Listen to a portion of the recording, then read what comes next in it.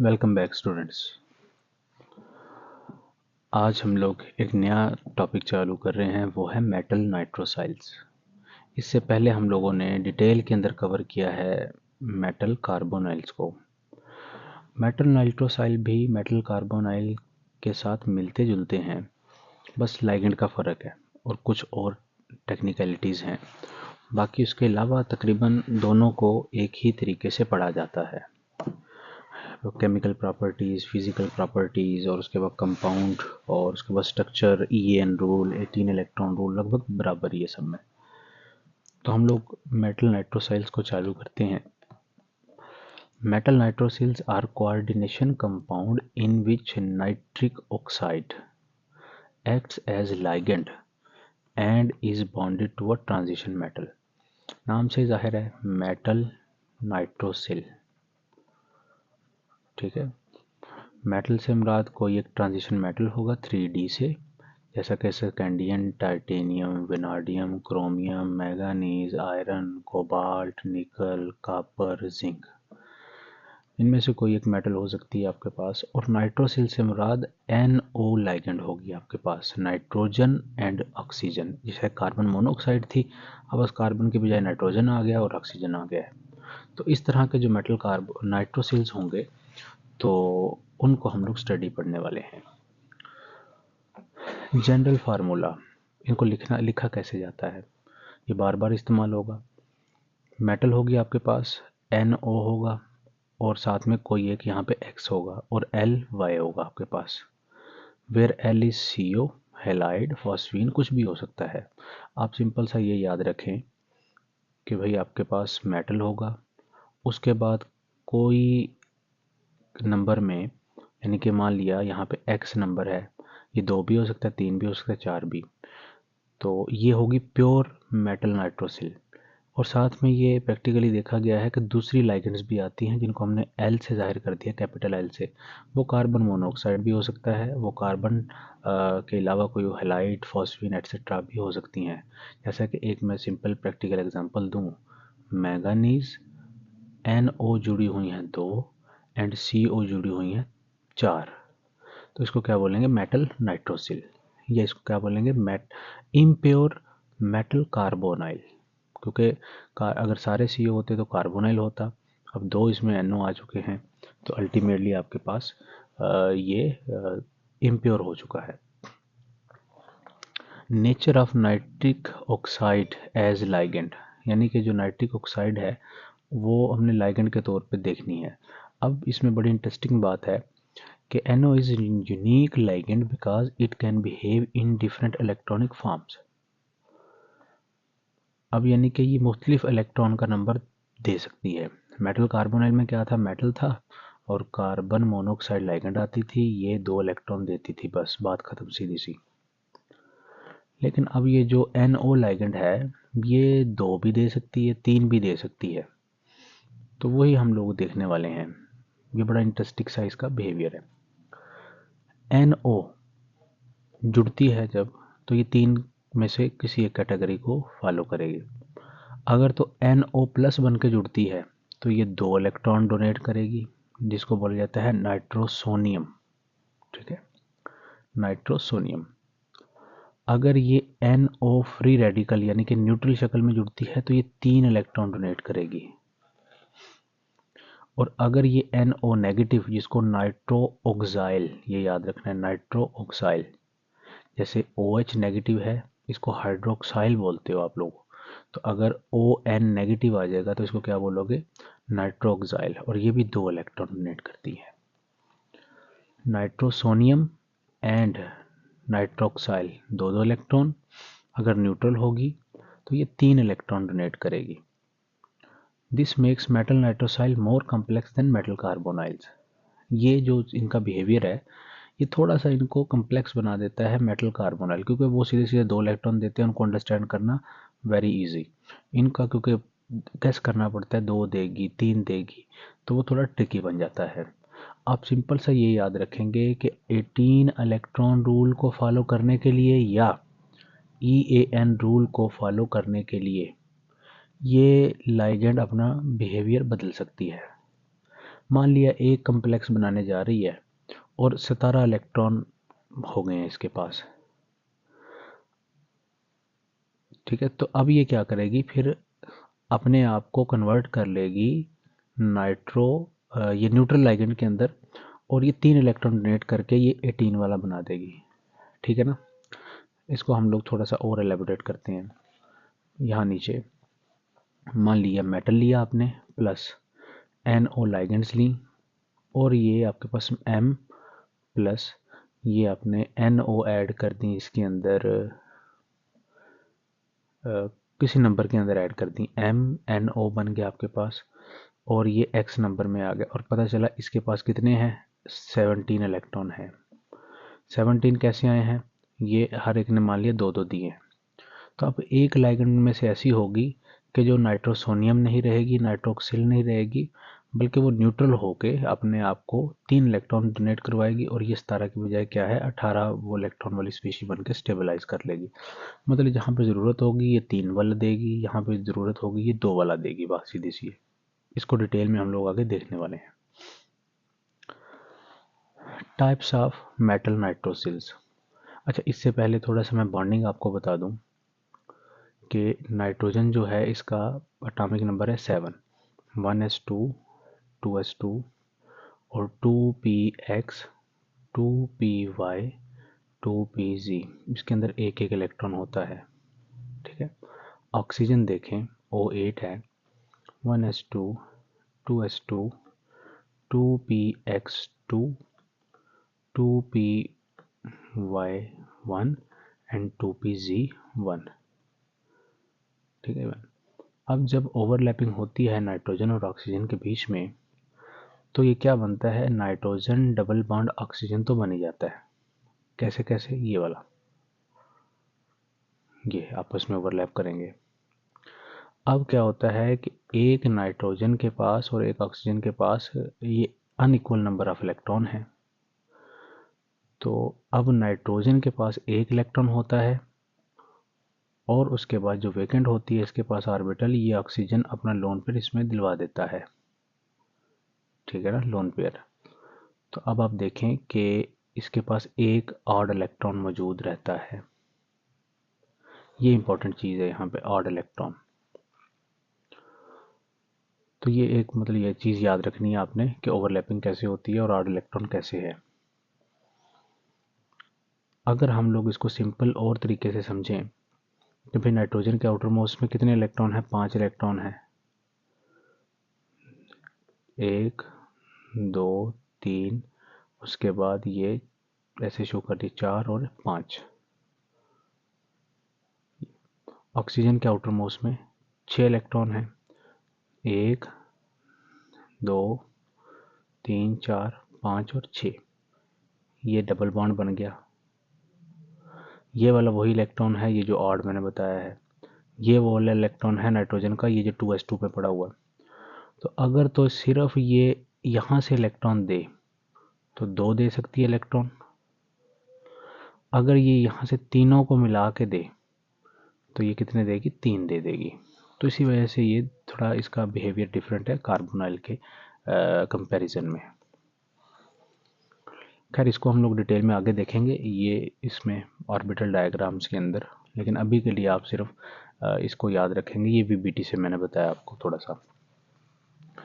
Types of metal nitrosyls. Nitrosyls होते कितनी तरह के हैं आपके पास, ये 2 हैं हमारे पास, एक होते हैं लीनियर और दूसरे हैं बेंट नाइट्रोसिल्स। ये स्ट्रक्चर वाइज बात की जा रही है।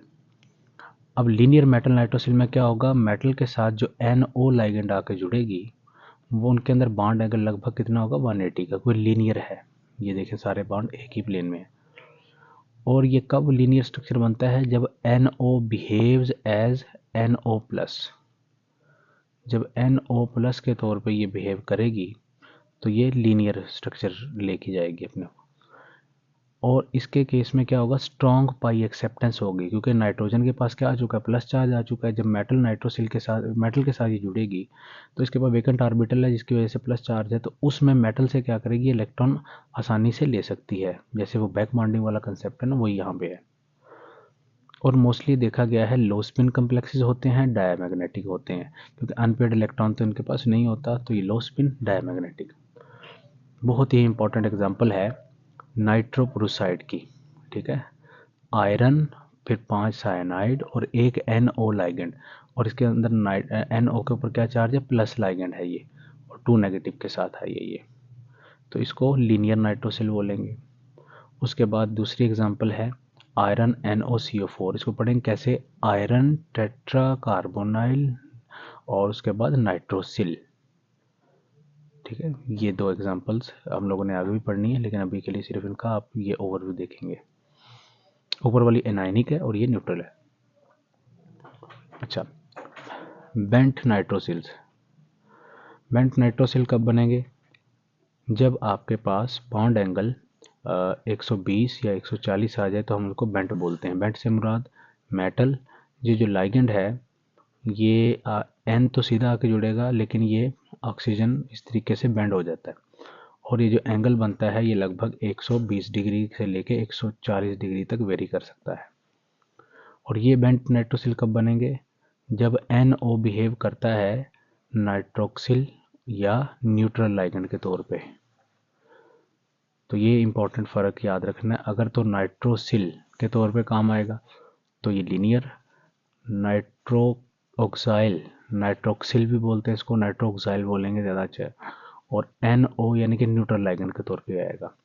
अब क्योंकि इसके पास इलेक्ट्रॉन का एक्सेस है, ये फ्री रेडिकल है, मतलब ऑलरेडी इलेक्ट्रॉन प्रेजेंट है, तो इनके अंदर वीक पाई बैक बॉन्डिंग होगी, मतलब ये इलेक्ट्रॉन मेटल से वापस नहीं लेंगे, वीक सिनर्जिक बॉन्डिंग होगी, और ये जनरली क्या निकल के आते हैं, पैरामैग्नेटिक, क्योंकि इनके पास एक्सेस ऑफ इलेक्ट्रॉन मौजूद हैं। और ये CnOCO3 यानी कि कोबाल्ट के साथ एक ये NO लाइगेंड और 3 C कार्बोनाइल लाइगेंड है। आयरन के पास 2 NO और 2 CO।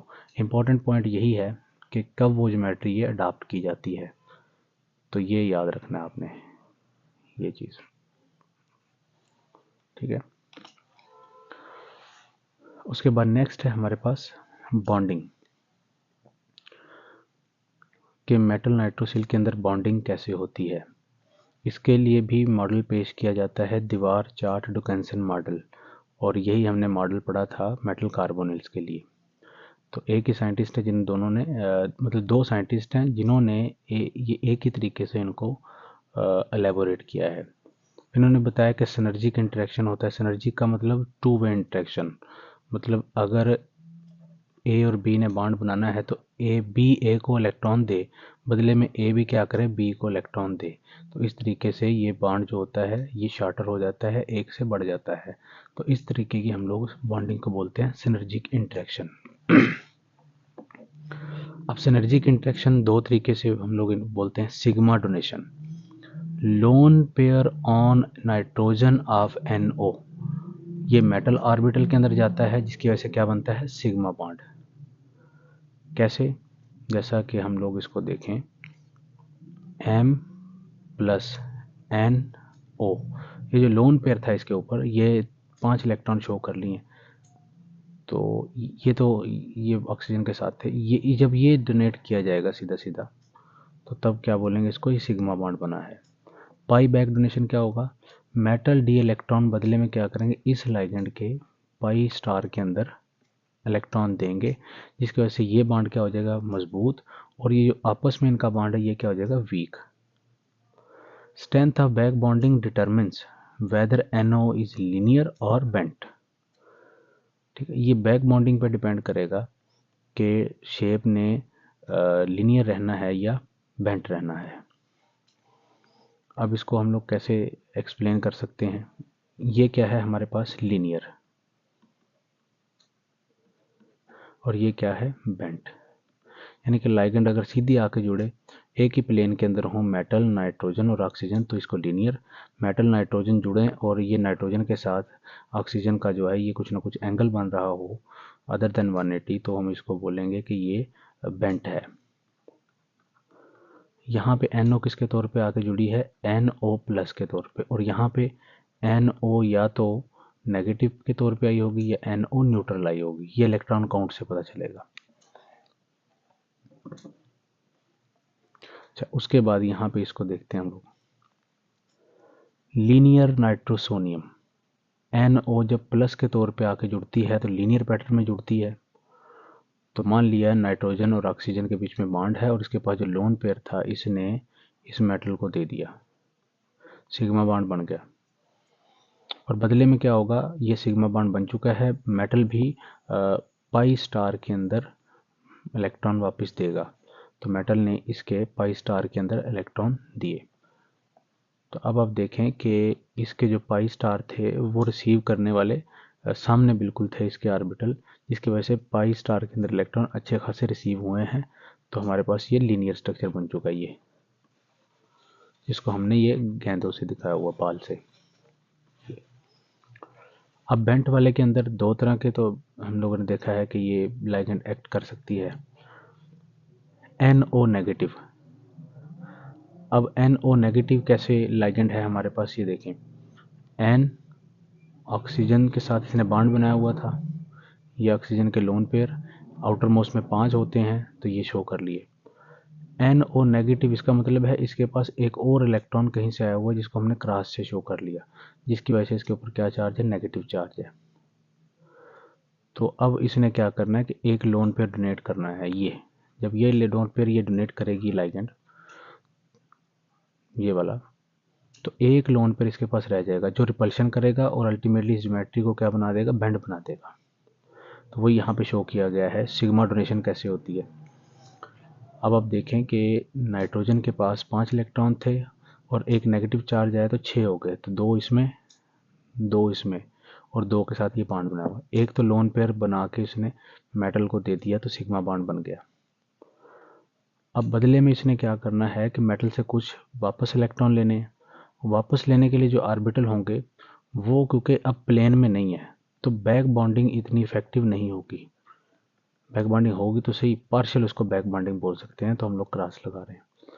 तो इसकी वजह से पाई एक्सेप्टेंस बहुत ही कम होगी क्योंकि ज्योमेट्री क्या है इसकी, बेंट है। इस तरीके से ये बनेगी बेंट नाइट्रिक ऑक्साइड। अब इसमें भी लाइगेंड कैसी है, 5 इलेक्ट्रॉन वाली, 1 2 3, ये ऑक्सीजन, ये अब एक लोन पेयर दे दिया, इसने एक ऑड इलेक्ट्रॉन रह गया। तो जब एक ऑड इलेक्ट्रॉन होगा तो वो इस तरीके से रिपल्शन काज करेगा, जिसकी वजह से ये लाइगेंड क्या हो जाएगी, बेंट हो जाएगी और सिग्मा डोनेशन ये हो जाएगा और दोनों की शेप क्या आ जाएगी आपके पास, बेंट आ जाएगी। ठीक है ना। तो इस तरीके से हम लोग इसको थोड़ा सा एक्सप्लेन कर सकते हैं कि बेंट ज्योमेट्री क्यों अडॉप्ट होती है और लीनियर ज्योमेट्री क्यों अडॉप्ट होती है। और दूसरी चीज़, लीनियर के अंदर बैक बॉन्डिंग का एक्सटेंट बहुत ज़्यादा मिलता है और बेंट वाले के अंदर बैक बॉन्डिंग इतनी ज़्यादा ऑब्जर्व नहीं होती क्योंकि उनके ऑर्बिटल रिसीव करने वाले पाई से इलेक्ट्रॉन, मेटल से इलेक्ट्रॉन वो अवेलेबल नहीं होते। अब लीनियर नाइट्रोसिल को एक ही जगह शो किया गया है। ये नाइट्रोजन ने अपना लोन पेयर दिया तो मेटल की तरफ आ गया ये, ठीक है, तो सिग्मा बॉन्ड बन जाएगा। बदले में मेटल क्या करेगी, नाइट्रोजन को इलेक्ट्रॉन देगी तो ये पाई बैक बॉन्ड हो गया। तो लीनियर वाला तो ये हिसाब किताब सीधा सीधा है।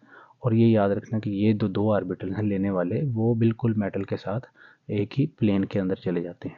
बेंट वालों के अंदर क्या होता है, सिग्मा बॉन्ड बना लेकिन ये बैक लेने वाले इलेक्ट्रॉन नहीं होते क्योंकि जो ऑर्बिटल हैं ये आउट ऑफ प्लेन चले जाते हैं।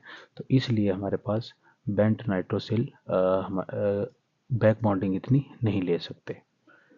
तो ये है, हम लोगों ने 3 चीज़ें कवर की हैं। मेटल नाइट्रोसिल क्या हैं, टाइप्स ऑफ मेटल नाइट्रोसिल और बॉन्डिंग कैसे होती है, कब ये लीनियर होगा कब लीनियर नहीं होगा, कौन सी लाइगेंड लीनियर बनाती है कौन सी बेंट बनाती है, और ये थोड़ी सी बॉन्डिंग हम लोगों ने देख ली है इसमें।